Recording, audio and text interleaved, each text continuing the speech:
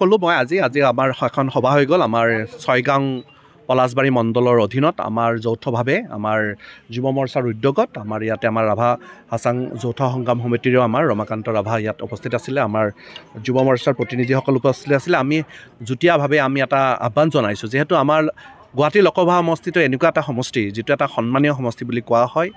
আৰু এইবাৰ প্ৰথম নম্বৰটো চেঞ্জ হৈছে লাকি নম্বৰ আহি গ'ল 5 নম্বৰ এটা আৰু লাকি আমাৰ বিজেপিৰ কাৰণে 7 নম্বৰৰ লাকি 5 নম্বৰৰ অধিক লাকি আৰু এইটো কাৰণে আমি ক'ব পাৰোঁ যে 5 নম্বৰ গুৱাহাটী লোকসভা সমষ্টিত যি 10টা বিধানসভা সমষ্টি আছে এই 10টা বিধানসভা সমষ্টিত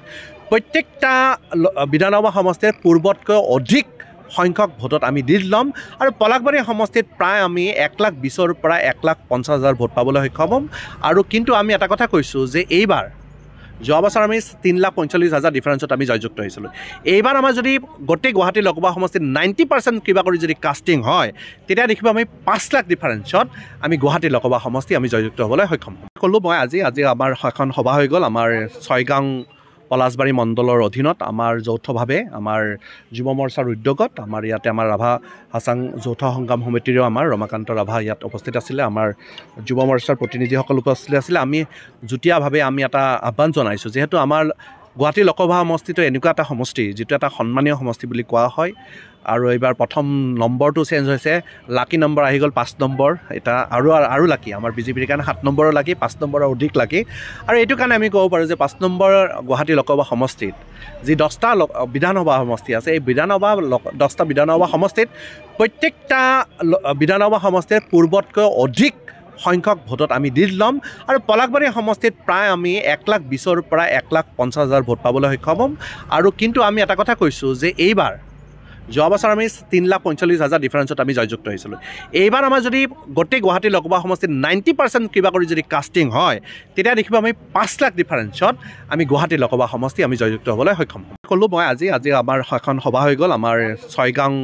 পলাশবাৰী মণ্ডলৰ অধীনত আমাৰ যৌথভাৱে আমাৰ যুৱ মৰ্চাৰ উদ্যোগত আমাৰ ইয়াতে আমাৰ ৰাভা হাছাং যৌথ সংগ্ৰাম সমিতিৰেও আমাৰ ৰমাকান্ত ৰাভা ইয়াত উপস্থিত আছিলে আমাৰ যুৱ মৰ্চাৰ প্ৰতিনিধিসকল উপস্থিত আছিলে আমি যুটীয়াভাৱে আমি এটা আহ্বান জনাইছোঁ যিহেতু আমাৰ গুৱাহাটী লোকসভা সমষ্টিটো এনেকুৱা এটা সমষ্টি যিটো এটা সন্মানীয় সমষ্টি বুলি কোৱা হয় আৰু এইবাৰ প্ৰথম নম্বৰটো চেঞ্জ হৈছে লাকি নম্বৰ আহি গ'ল 5 নম্বৰ এটা আৰু লাকি আমাৰ বিজেপিৰ কাৰণে 7 নম্বৰৰ লাকি 5 নম্বৰৰ অধিক লাকি আৰু এইটো কাৰণে আমি ক'ব পাৰোঁ যে 5 নম্বৰ গুৱাহাটী লোকসভা সমষ্টিত যি 10টা বিধানসভা সমষ্টি আছে এই 10টা বিধানসভা সমষ্টিত প্ৰত্যেকটা বিধানসভা সমষ্টিৰ পূৰ্বতকৈ অধিক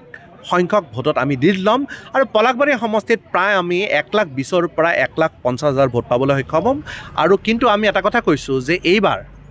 যোৱা বছৰ আমি 3,45,000 ডিফাৰেঞ্চত আমি জয়যুক্ত হৈছিলোঁ এইবাৰ আমাৰ যদি গোটেই গুৱাহাটী লোকসভা সমষ্টিত 90% কিবা কৰি যদি কাষ্টিং হয় তেতিয়া দেখিব আমি 5 লাখ ডিফাৰেঞ্চত আমি গুৱাহাটী লোকসভা সমষ্টি আমি জয়যুক্ত হ'বলৈ সক্ষম হ'ম প্ৰতিটো ৰাজনৈতিক দলে বজাইছে নিৰ্বাচনী ৰণদংকা বিজেপিৰ নিৰ্বাচনী ইস্তাহাৰত জনতাৰ বাবে আছে কি কংগ্ৰেছৰ বিৰোধীয়ে জনতাক দিছে কি প্ৰতিশ্ৰুতি AIUDF ফেক্টৰ হ'ব নেকি এইবাৰৰ নিৰ্বাচনত প্ৰতিটো দলৰ প্ৰতিনিধিয়ে জনতাক ক'ব তেওঁলোকৰ প্ৰতিশ্ৰুতিৰ কথা ষ্টাৰ চিমেণ্ট 24ত চৰকাৰ কাৰ পাৱাৰ্ড বাই ডাটা মিছন